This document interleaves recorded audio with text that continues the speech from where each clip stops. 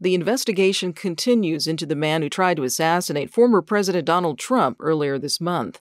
And Canada's women's soccer team's head coach has been dismissed hours before the Olympics are set to get underway in Paris.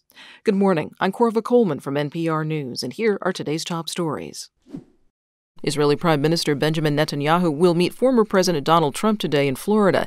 Yesterday, Netanyahu was at the White House, where he met President Biden and families of American hostages held by Hamas. He also met separately with Vice President Harris. NPR's Asma Khalid says the vice president made a statement after her meeting that had a slightly different tone than Biden. She was also more direct than Biden in the empathy she expressed for Palestinian civilians, using some words, that this administration has not used before. I think what was noticeable was that collectively, this speech felt like one of the first times that we heard the vice president speak on foreign policy more in her own voice rather than just as an emissary for Biden. NPR's Asma Khalid reporting. Federal investigators have still not found a motive for the 20-year-old man who tried to assassinate former President Donald Trump.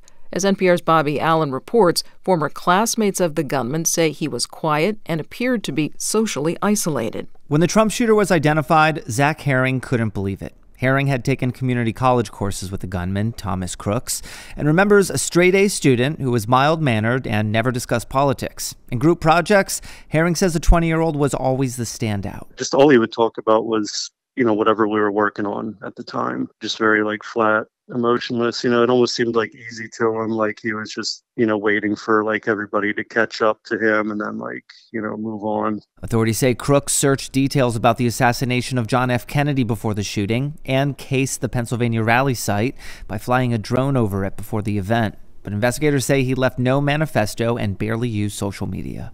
Bobby Allen, NPR News, Bethel Park. Hours before the opening ceremonies at the Summer Olympics in Paris, there have been coordinated attacks on France's national high-speed rail lines. Some of the overnight attacks included arson. Hundreds of thousands of French rail passengers have been told to postpone their trips. Meanwhile, in Olympic play, the head coach of Canada's women's soccer team has been dismissed. Steve Futterman has more from Paris. This all has to do with a growing spy scandal, with the defending gold medalists accused of flying a drone over the practice sessions of its opponents. The Canadian team was detected using a drone over the practice of its first opponent, New Zealand. Those teams played yesterday, with Canada winning 2-1.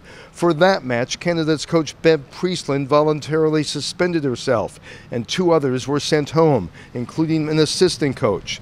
Now Canadian officials have removed Priestland for the remainder of the Olympics, after what it calls evidence of similar drone action in the past. In 2021, Canada was accused of using a drone to spy on the Honduras team before a World Cup qualifier. For NPR News, I'm Steve Futterman in Paris. This is NPR.